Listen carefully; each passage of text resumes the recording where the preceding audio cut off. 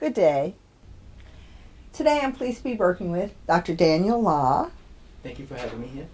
our fourth year Faculty Development Information Technology Fellow at Downstate Medical Center, and very importantly, our third year Family Medicine Clerkship student, Miss Chioma Koru. How you doing today, Chioma? I'm doing great. We've gotten together to talk about the basics, the ABCs of CSAs, the Clinical Skill Assessment Exam administered by the USMLE. But what is this Clinical Skills Assessment? What is it all about, and how are we going to help you succeed? So what is the idea here? The idea here is we want you to be successful. We want you to do well on the exam, and you do also, don't you? Yes. Good. So the first thing I have to remember to tell you is make sure you bring your admission ticket, your white coat, and wear your stethoscope. And they tell you that. So that's what you need to go in with. But you'll also need to go in with an idea of what the exam is about and what skills, what will be expected of you. So what should you expect?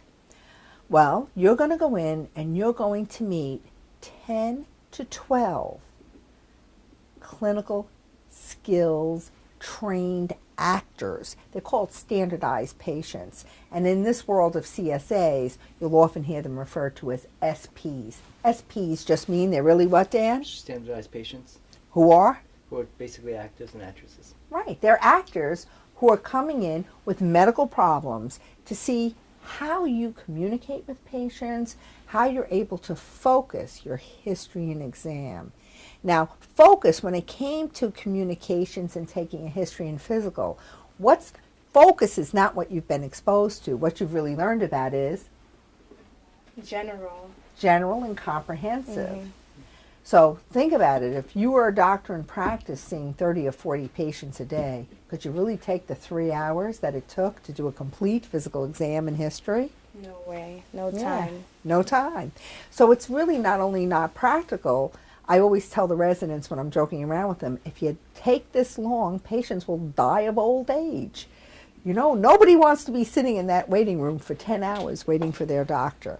So that, I guess the first message I have, students are always very critical of exams, and they say, you know, are we really learning what we need? Are we mastering what we need to know for the real world?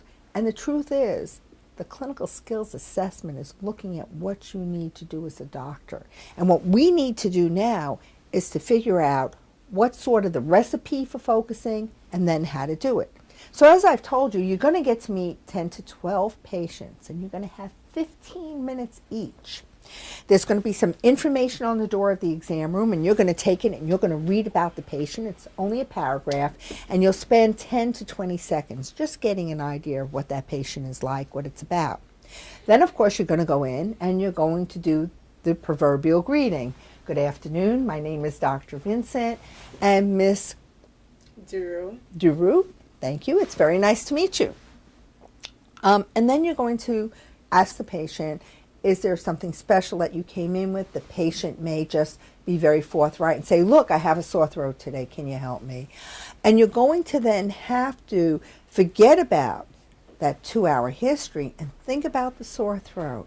How are you going to take a focus history, and you will have 7 to 8 minutes to greet the patient, take a focus history around the patient's complaint, and then give a quick summary. So, you know, I heard you say, Ms. Drew, that you've had this sore throat, you're having trouble swallowing, you've had a fever and a few sweats and some muscle aches, and you're really not feeling well. It's been going on now for about a day, and you're worried that you have a strep throat because you're a second grade teacher. Would that be accurate? Yes, that's very accurate. And then is there something else you think I've missed? But you have 7 to 8 minutes to get that in. And we're going to help you think about how to do that. Because now is the time to learn, and now is the time to develop the skill. You'll have a whole year ahead of you. Similarly, you'll allow the patient time to change into a gown, and you're going to go and step outside. You're going to come back in, wash your hands, and you no longer have the hour and 20 minutes to do the physical exam. You've got 3 to 5 minutes. So you know you're not going to do a whole physical. Which part of the exam will you do? And that's what we're here to talk about today. And then, of course, there'll be that 2 to 4 minute closure or wrap up where you let the patient know what you think is going on. And you'll talk a little bit about your assessment and your treatment. And then you'll give the patient an opportunity to ask you about what's been going on, how are things going, do you have any questions for me? So let's jump right into this. And I think if we were to look, what's the key here? And that's why there's a key. And what should you be thinking? And let's give you a structure to the approach, because then it kind of gives you that recipe to follow. And I always think of it in 2 terms, and this is where our teaching fellow is going to jump in. The first thing I look at is a patient has a symptom. When it comes to a symptom, I think the PQRST. And you need something quick. You need these little mnemonics, because it's natural to be nervous when you start out in this business until you kind of get the feel and the rhythm going, right? The P, you're going to just let the patient tell you. And I always think of P because pain is so common. Tell me about the pain. Tell me about your symptom.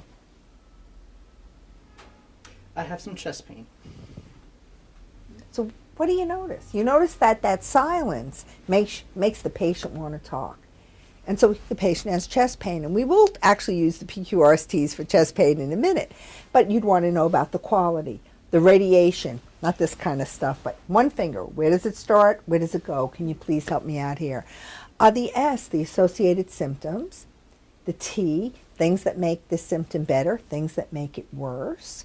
And then, of course, timing.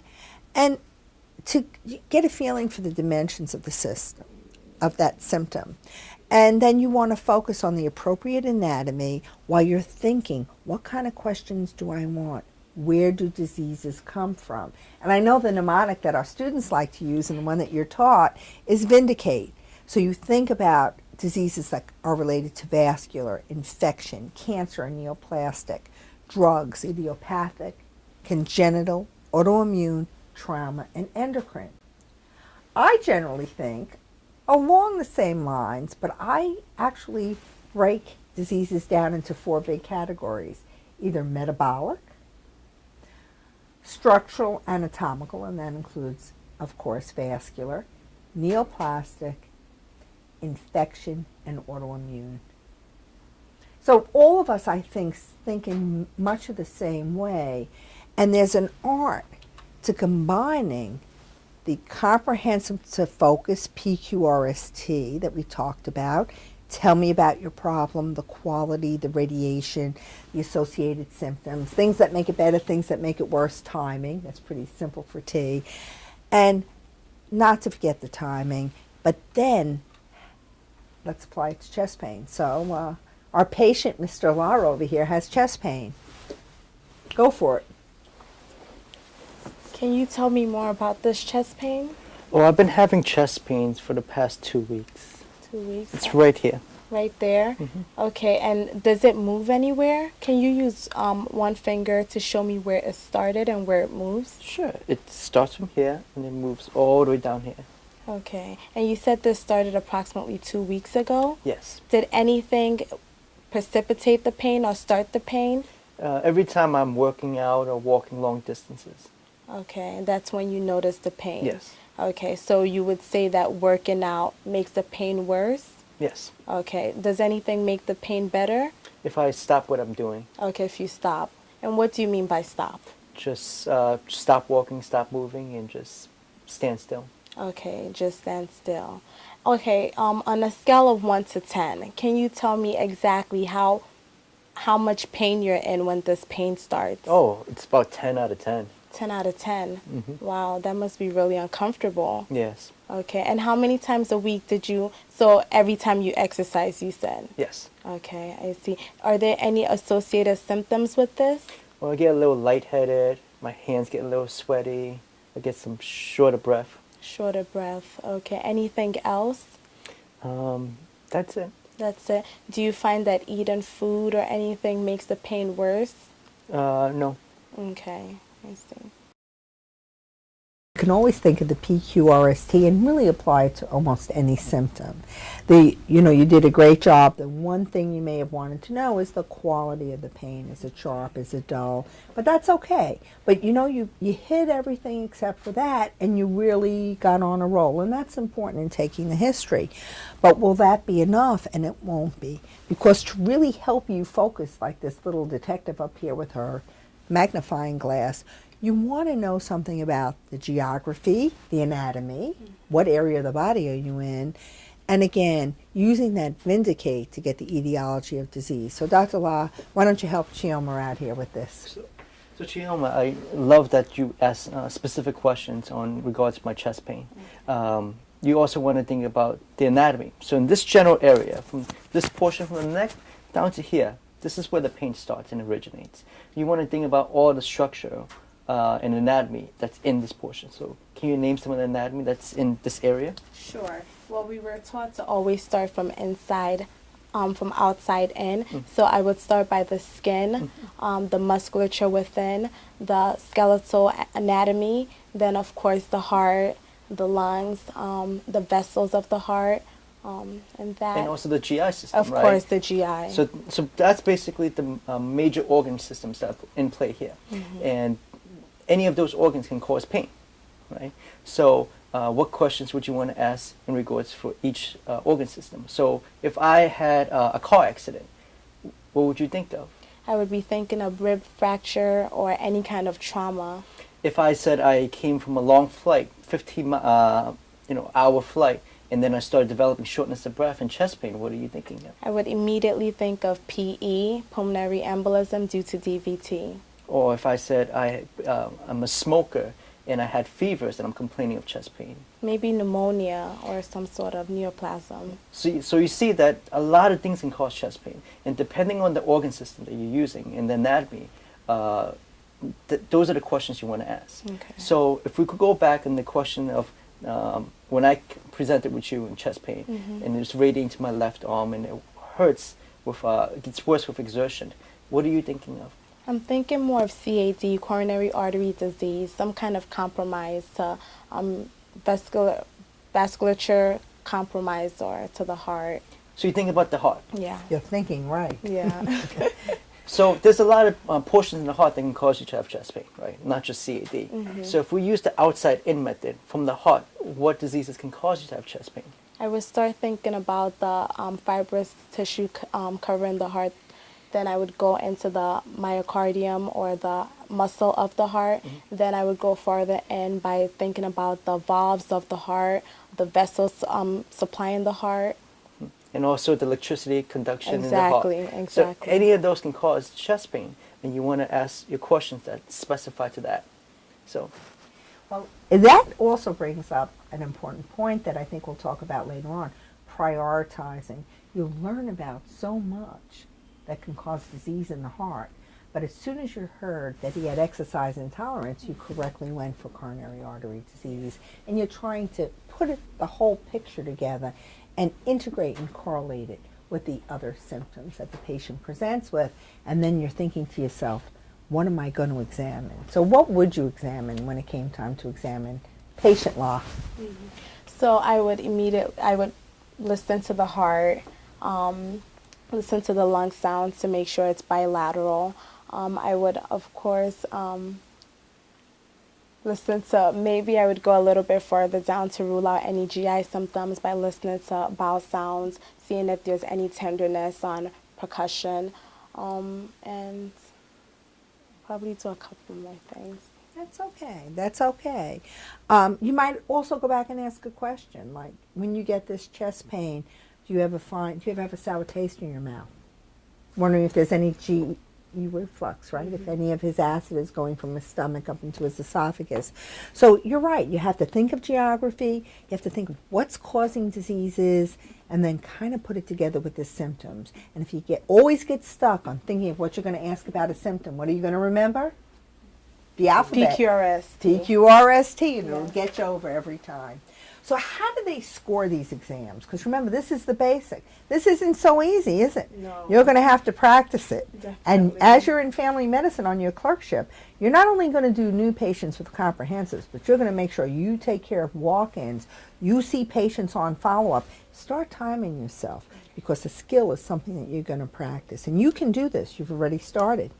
How are they going to score you? Well, 10 out of 12 of your encounters get scored, and you won't know which ones. They may even be testing out a patient, so don't let one patient throw you. You get one score that looks at how you gather data. Did you focus the history? And you just have to gather most of it. You get another for organization and interpretation, how you put it together. So if he had chest pain, you asked about the exertional dyspnea. You also asked if the patient recently had trauma, and that would make a difference in the rest of your history and your physical exam as you focus. They put both those data gathering and organizational integration scores together, and you get an ICE score, and that's one of 3 scores. The second has to do with your communication and interpersonal skills. And without me telling you, you did a great job. You made eye contact with the patient. You asked appropriate questions. He felt comfortable answering you back. You would want to make sure you washed your hands. At the very end of the interaction, as we said, you touch bases with the patient. You get back to the patient. You tell the patient what your assessment is and what your treatment plan is. Do you have any questions? It's been a pleasure to see you today. Thank you very much, kind of thing. So you make sure you meet, greet, that you review the history. Because I heard you say, and you said, which is good, repeat it back. So if the patient didn't quite get the communication, because believe it or not, the medical student is not the only one in the room who's nervous. The patients, it's really tough to come to doctors. You know, you have to air your personal business. You take off your clothes so somebody can examine you. And patients tend to be nervous too. Even with doctors, they know. So you're going to get that communication and interpersonal skills score. That's very important, and you do a great job. So you're well on your way. But then one other thing they're going to look at is spoken English. And when you ask the folks who administer the CSA, they tell you it's about listening. You listen to what the patient had to say. Your pronunciation, so that you pronounce, you speak in a way that your words are clear. And of course, your choices of words that would be appropriate for a professional young physician like yourself. So what are the skills? What are our challenges? Well, I think your strength is this school, that on-site and off-site. While you're in family medicine, we're actually going to have an SP night where standardized patients come in, and you'll have one encounter to begin to practice. So you're going to head for the door, get the history. You're going to get in there. You're going to get your focused history from the patient related to the complaint. You're going to leave, allow the patient time to change, get right back in, wash your hands, do the physical exam. Again, allow the patient to change and go back in. We usually give students a half hour for the first try, and then talk to the patient about what you think is going on. Danny, you think she's ready for that? I think she's ready. She's definitely ready, but practice doesn't hurt. That's right. I think you're ready, but practice won't hurt you. And don't forget, the next run that the school has is where they send you off-site to another school, and there you get to meet 6 to 8 patients. You're kind of building up, doing that same thing, and you can begin to think about some of the common problems that they may have patients present to you, like? Definitely chest pain, shortness of breath, someone comes in with abdominal pain. Headache, sore throat, Asthma. Depression. wheezing, saying, how do you know, depression. So think about how these patients, what would you do very differently in a patient with asthma versus in a patient with a headache? What part of the physical exam would you want to be sure you did in the patient with a headache? The neurologic. Absolutely. We don't do many neural exams on a patient who's wheezing, who's having a problem and a history of asthma, but you would certainly do it on a patient with a headache or history of seizures. Very good, very good.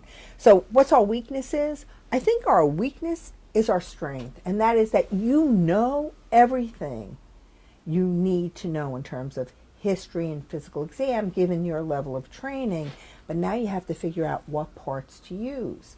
And in the past, I think, there was a gap.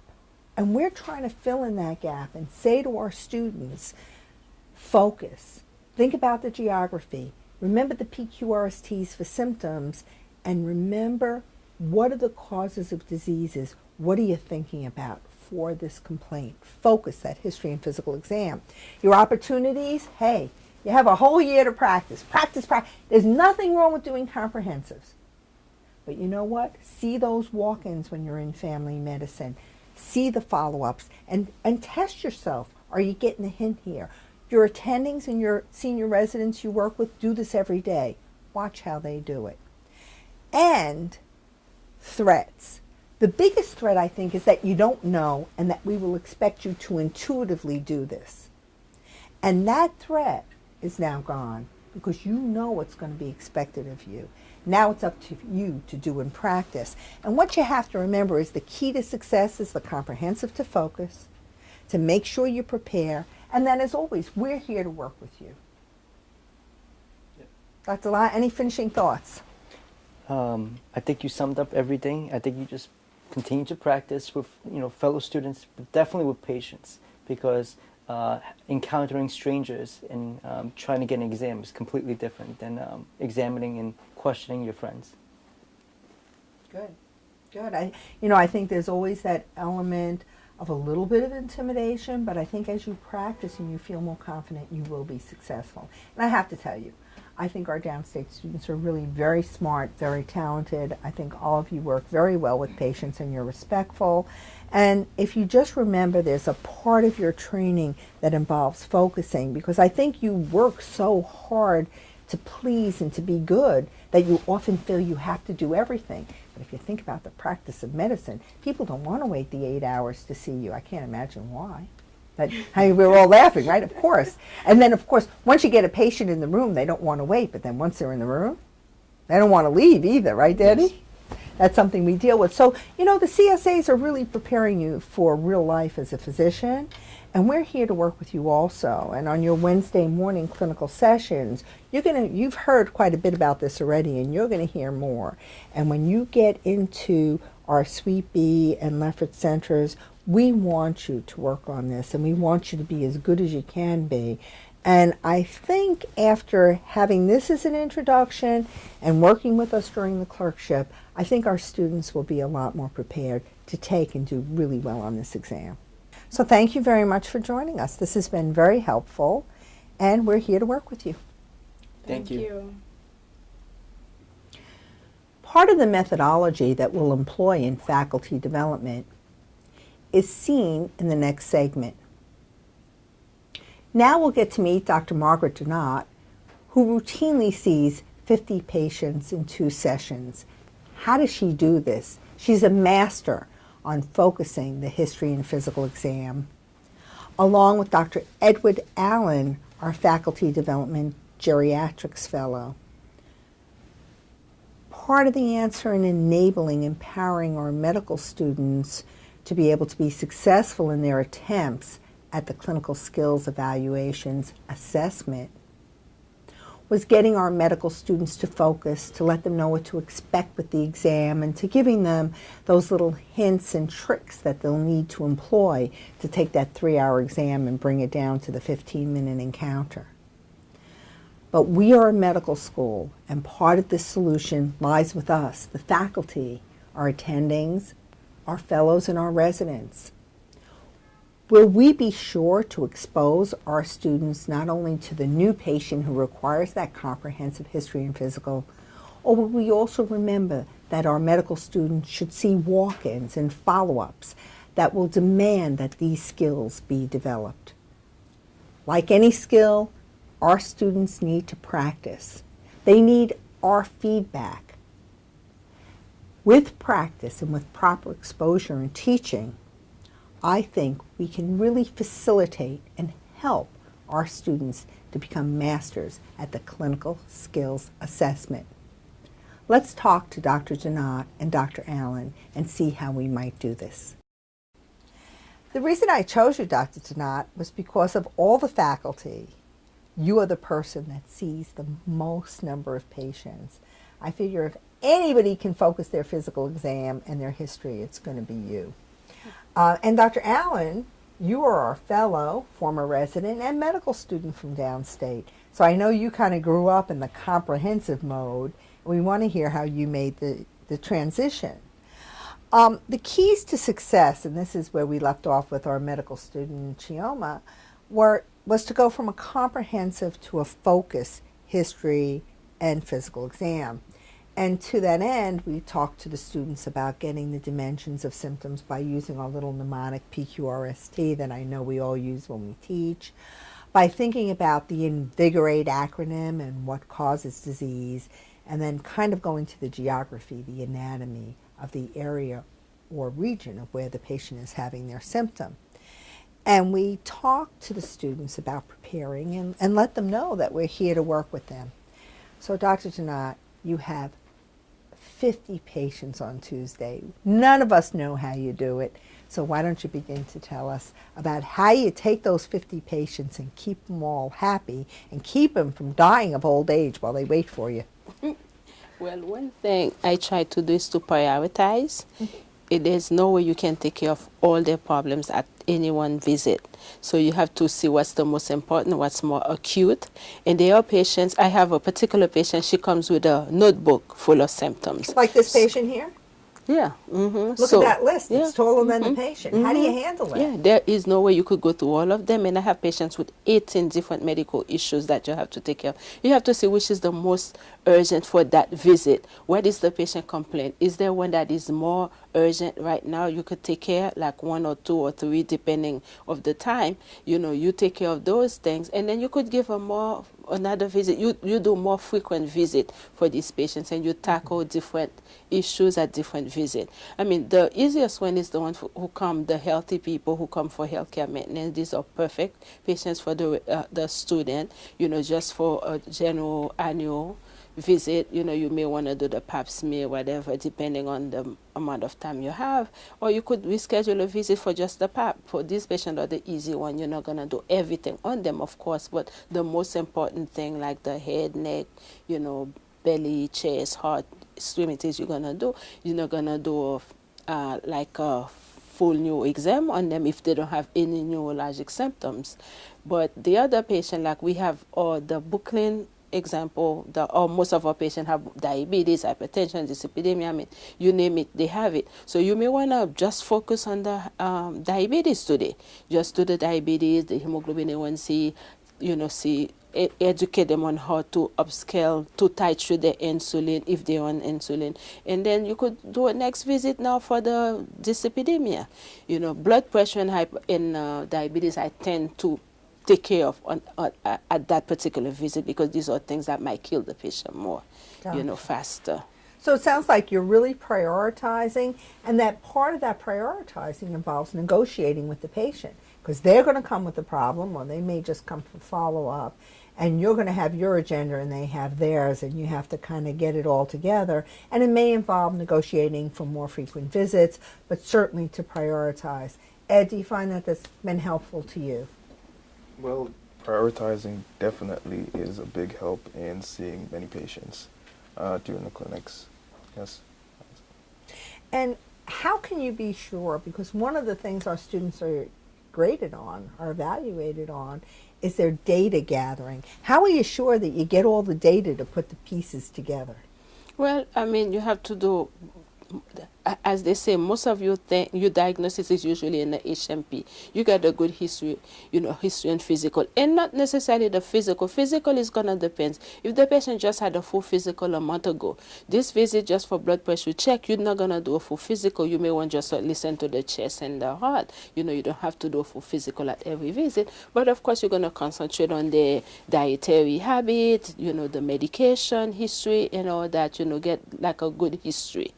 That's going to be the key in helping you to find out what's going on. You know, you may see the blood, but you keep increasing medication, and the patient wasn't even taking the first one you gave them. So this way, that's the reason the history, you know, or sometimes the mate, the spouse may tell, don't listen to him, he's not taking it. And he thought, I take it, but, you know, usually you find out there is something more Right. And then now if they take the 4 medications after taking none, they're going to become hypotensive and pass out. Well, in terms of our clinical skills exam, how much do you know? Now, the students love to work with you. There's lots of patients that they can see. How much do you know about the clinical skills of examination? Is that something you had to take when you were coming up? During my time, they didn't have it, but I know from resident and people we interview also, it's like I know one of the things that they say the examination starts from the time you walk into the room, you know, because like just looking at the patient, or let's say from the time the patient walk into the room. In CSA, I think the patient is already there waiting for them, as opposed to the clinic. When the patient walk in, you start examining the patient. The way that the patient gait tells you something, the way the patient talk tells you something, the way they carry themselves, if they dishevel, if they clean, you know, just on looking at the patient in general, you already start your physical examination. And all of us do that automatically, don't they? Because I'm like you. We actually escaped the clinical skills examination. Now, it was good because we had one less test to take, but it's also bad because we had to learn by the seat of our pants. When I had 18 patients, I couldn't take 3 hours each. I wouldn't finish until Sunday morning. And I know they get graded also if they introduce themselves to the patient, if they wash their hands before seeing the patient, all that, you know, they take all that into consideration. They summarize. These are many of the hints that we gave to the students. Now, do you know the parts and how they're graded? Because one thing I want our faculty to know is they have 10 to 12 clinical encounters when they go for this exam. 15 minutes each with each patient. Kind of like, in fact, 15 minutes is a lot for you, right? You get about 8 to 10 minutes. There's information on the doorway, a paragraph that tells them something about the patient. That's similar to our history on our last visit. There's, they have to go in, greet the patient, as you said. Communication skills. Yeah, make eye contact, really get the patient going and involved, enlist the patient, greet them, listen to the complaint, take that focus history. And I guess one thing that I need to let faculty know is we've given them 3 big hints. What we've told them is to use the PQRST for symptoms, to think of the geography or anatomy according to where the patient's complaint is, and then they use a mnemonic called VINDICATE. But what it basically is looking at what's causing disease. Is it infectious? Is it neoplastic? Is it autoimmune? Is it metabolic? And this is what we've told them as they begin to focus. And then, of course, the patient, they leave the room, let the patient change, they come back in, wash their hands, very important, and then they do the focused exam, 3 to 5 minutes, that's what they've got. No more hour-and-a-half physical exam, which is what they did in medical school, right? And then they have a closure, a wrap-up, where they let the patient know what's going on, what their plan for treatment is, patient's hand, make sure they make contact, and that becomes very important. And again, the comprehensive to the focus. So neither one of us had to deal with this. Ed, you came up through the downstate system, and how did you manage? Have you taken your CSAs? Yes, I believe our medical school class was the first to take the CS. So we were heavily instructed on how to go about taking the exam. So that was helpful to you. So It we've become a little comfortable, and we think that students can just automatically make this transition. It is not an automatic transition. Even though I was instructed on it, during the beginning of my residency, I still had some trouble going from a comprehensive history and physical exam to a more focused history and physical. But definitely thinking about the examination preparation and the things that helped me then helped me make that transition. And what were the things that did help you? Well, focusing on the complaint of the patient, listening to the patient and what they're telling you, honing in on that really helped. That is one of the biggest things I think that helped with that transition.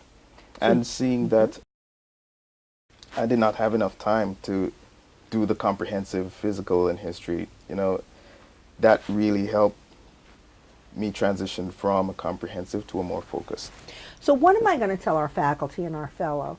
You know, we get to work with these students. While we're working with them, they get to see one whole standardized patient in a special session to begin to get them used to this. They then go off campus and see 5 or 6 patients in the setting, and this helps prepare them for the CSAs. We tend to allow students to see our new patients. This way they can do what they're comfortable with, taking the 2-hour history and doing the 1-hour physical exam.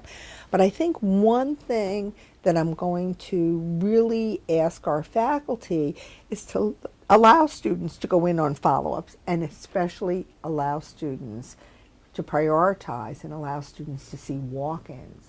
I think if we allow students to see more walk-in patients while they're doing family medicine, that will really help. What do you think, Ed?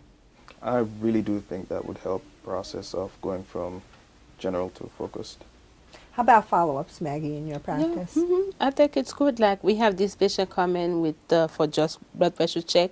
It was so high. We have them come back in 2 weeks, so that way they will do more focus. They will be focused, just focusing on the blood pressure. I think it's a good idea, and they see more the acutely ill patient also when they see the walk-in. So walk-ins and follow-ups. I don't think that that's all our students should see, but I think they need to learn how to see those patients, sore throats, earaches, maybe even patients who run out of medications, just to learn how to figure out what kind of meds patients are on. We have the electronic health record to assess quickly what they need and then ask the student, well, is there a special lab you may want to do in a diabetic? Or if it's a patient with hyperlipidemia that's on a statin, maybe we would want them to tell us, to think, to put it together and tell us to check the liver function test. So I think that, you know, this is not only going to be a special task for students that they'll work on all year long, but maybe it's a special job for us as faculty to realize what our students need and make sure they're exposed to develop that skill as best they can. I think so. Okay. Well, I think the idea here is still success, and I want to thank both of you. And Maggie, we have a big job to do. We have to get this back out, another big job, Yeah. get this message back out to our faculty and make sure students are seeing those walk-ins and that they will see follow-ups. Check out and make sure they know that comprehensive exam and look at how they handle a history. But then let's help them hone in. And I think that they'll be quite successful, and that's what we're all looking for. Yes, I think so too.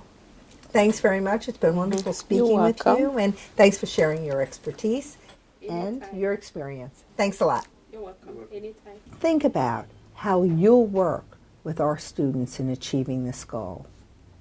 I hope you enjoyed the tape, and thank you very much.